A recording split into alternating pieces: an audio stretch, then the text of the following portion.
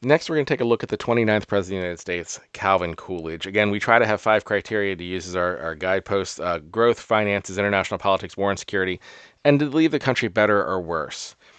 So, first, in terms of growth, if you were to ignore what will be the elephant in the room of this entire conversation, the fact that the stock market collapsed 3 months after he left office, his growth would be right up there with the top. The Roaring Twenties was a roaring time. There was huge growth because of new technology. It was a time where economically the country grew. We were an area, because we weren't ravaged by war, we were able to really take advantage of that and become the dominant economic engine for the world in a lot of ways during this era. And if you just look at that in a vacuum, the only thing I would say negatively is his signing of the immigration quota bill, which restricted how many people could come into the country based on racial quotas. I think it was 3%, no more than 3% in addition to whatever existing population it was, which basically meant if you weren't white or part of a white culture, you couldn't come into the country for all intents and purposes, because if you weren't already here, you weren't allowed. That I would say is a major knock against him. But otherwise the growth would be great, absent again the elephant in the room of the complete collapse of the economy in 1929, 3 months after he leaves office. I think in large part because of deregulation. I think you have to acknowledge that Coolidge was not watching the store. You can say that his deregulation led to huge growth, and I would say sugar rush. Much like I said under Andrew Jackson, we can discuss and say, oh, there was huge growth during this time period and everything seemed to go well for a short period of time. And then all of a sudden it completely collapsed after. You have to acknowledge it completely collapsed. If I'm giving away free donuts, yes, my sales are going to be great. But then if I have to, actually make money, that's not the way to do it. And I think a lot of what Coolidge did in terms of deregulation caused huge harm later, over speculation, and that was what led in large part to the crash. Now, we will discuss later whether it is more Coolidge's fault or Hoover's fault that after the clash what happened, and whether it could have been avoided as being a depression and just simply been a recession similar to the ones that we've been seeing during the Gilded Age. But that's something that has to be calculated in terms of growth. I would calculate it more in terms of finances, where you have a president who not only balanced the budget, but was able to pay down a significant national debt. First time, I think that's the last time that happened. The only other president who's done that since Coolidge is Clinton for a brief period of time. That would be, again, great financial, you know, work. But again, elephant in the room, 3 months after you leave office, Wall Street crashes. So when you're looking at the positives from his finances in terms of he did cut spending, he was able to cut taxes while still paying down the debt, those are things that you can acknowledge. But I think then you also have to say, well, what did he cut? His refusal to sign on to farm legislation. When the Great Depression hit and the farmers were not able to be bailed out after having, everybody else was having this huge boom and the farmers not so much. And he basically, from what I've read, said, yeah, farmers are poor. That's just the thing that happens. Nothing we can do about it. I think that's something that you have to discuss as being on his ledger. I think you can also say that in a lot of ways, his not doing anything was strategic in other ways. He spoke positively about civil rights, but he abandoned the lynching bills in favor of trying to focus on getting tax reform and reducing taxes. He didn't really address the Great Mississippi Flood. He really reduced the role of government in a lot of ways, which again, for some businesses that were based on speculation, allowed them to grow greatly. Technological advances, expansion, but then that over speculation, because of the lack of oversight, because of the lack of checks and balances, is what largely led to the collapse. So finances, I'm going to give them slightly negative. Growth, I'm actually getting them slightly positive, but both of that tinged by the fact that what happened after he left. In terms of international politics, I actually rated him fairly highly, particularly after remembering all of the things that Wilson did and how many things were still undone and needed to be fixed when Coolidge took office, particularly in Latin America.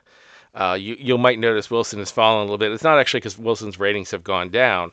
It's because as we add in new people, the people at the bottom get more to the bottom, and the people at the top get more to the top. And one of the grading scales I'm using is rankings. It's not just a raw number score of saying, oh, I give them this score and that score. I'm also comparing them to each other. And I think the comparison to each other is an important thing to understand when we're doing all of these rankings. So when we're talking about the Great Depression at this moment, I hope that we're also remembering the other American tragedies that came before. So when I'm talking about other presidents, and they're like, why is this so high or so low? I would say up to this point, we've had three absolute avoidable American tragedies: the Civil War, the failure of Reconstruction, and now we're approaching the Great Depression. These are, to me, the three largest events that I am very critical of those who did not act to prevent them. Slavery obviously is the earliest American sin, but that predated the government. That was in existence. And the failure to address that in a way that we could avoid civil war was a failure. The failure of us to, having completed the Civil War and having realized that we were not going to proceed on that path, that evil, horrible path of enslaving human beings, to not then proceed to a truth and reconciliation path where we allowed African Americans to be part of our society in a real and meaningful way, because we allowed Reconstruction to collapse and we allowed the terrorist Ku Klux Klan to win. Again, I understand that the presidents during that time, many of them did the best that they could and were completely undermined by Andrew Johnson specifically. But that is an American tragedy that was not addressed. Now we're approaching the Great Depression. And I would put the Great Depression third. So as I'm giving Calvin Coolidge negative marks for that, also remember that I have a whole litany of presidents before that I'm also giving negative marks for their failure to avoid the Civil War or to prevent the collapse of Reconstruction. And this is a ranking of all presidents. As I think I said in the last one of these we did, I'm not very impressed by a large number of presidents. So where Coolidge ends up is not necessarily a reflection of me saying he's a great president, as much as might be saying the people below him had more tragic outcomes during their presidency. And I don't think Coolidge was any more intentionally negative toward those outcomes than the others. And I do think that intentionality, while it matters, so do outcomes.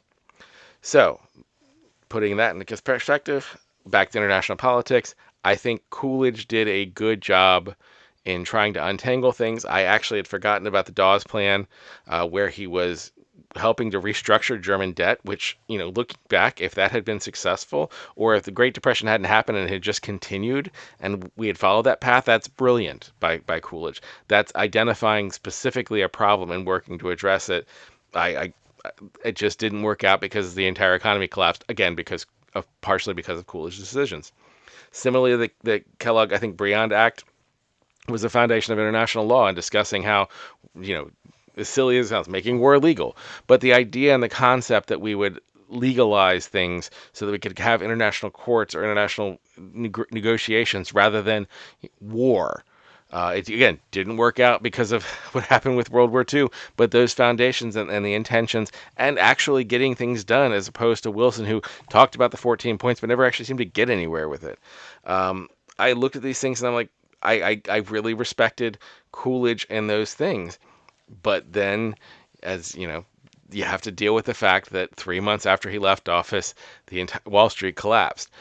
And how much of that followed would have followed if Coolidge had been less deregulatory, if he had had his hand on the switch a little bit more stiffly, or would have that caused the Roaring Twenties to not occur?